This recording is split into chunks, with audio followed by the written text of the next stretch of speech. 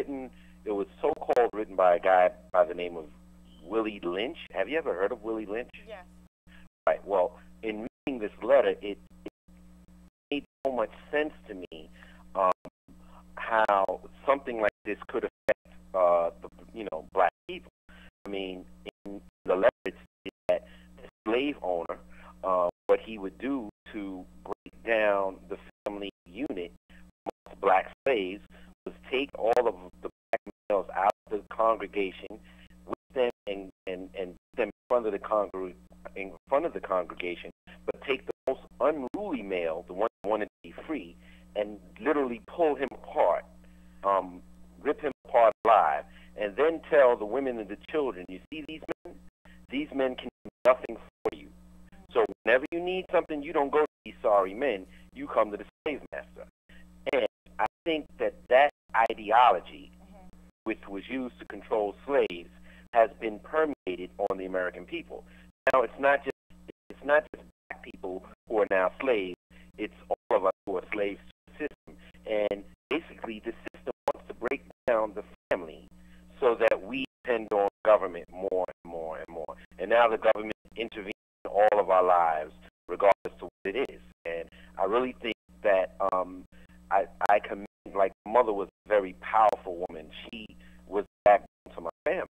So I understand that, and I commend black women. I think if it wasn't for black women keeping and fighting the case, we wouldn't be where we are now.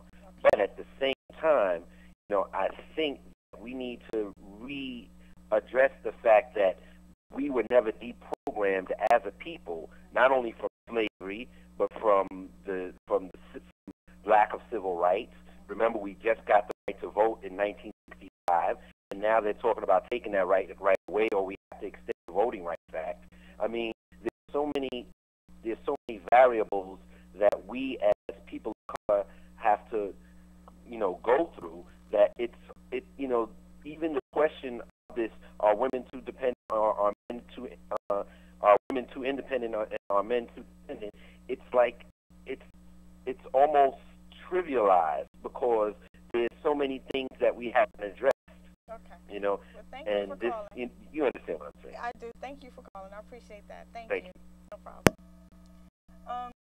Thank you, caller. I appreciate that. And it's so weird that you would say that, because I've always felt that is our mentality from slavery.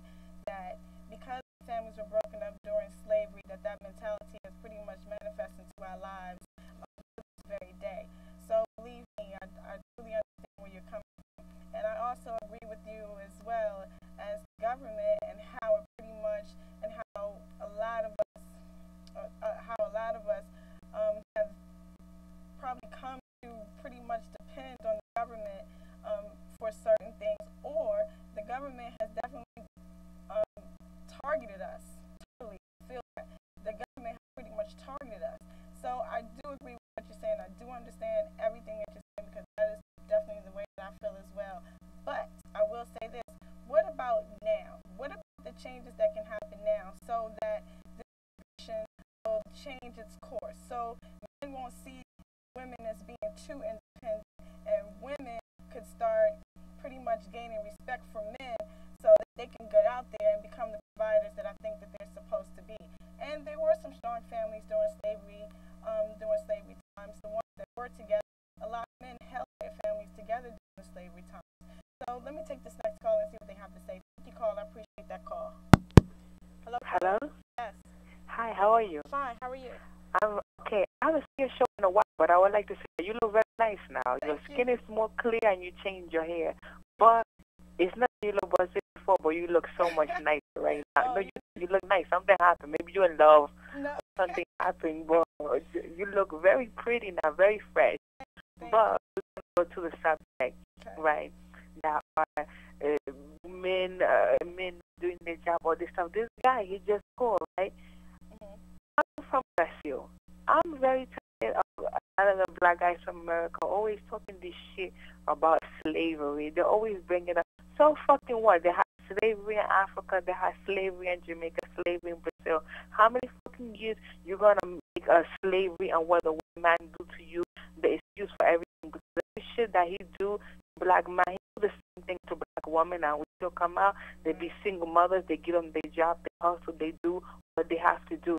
So they need to stop being fucking lame asses and get on their job.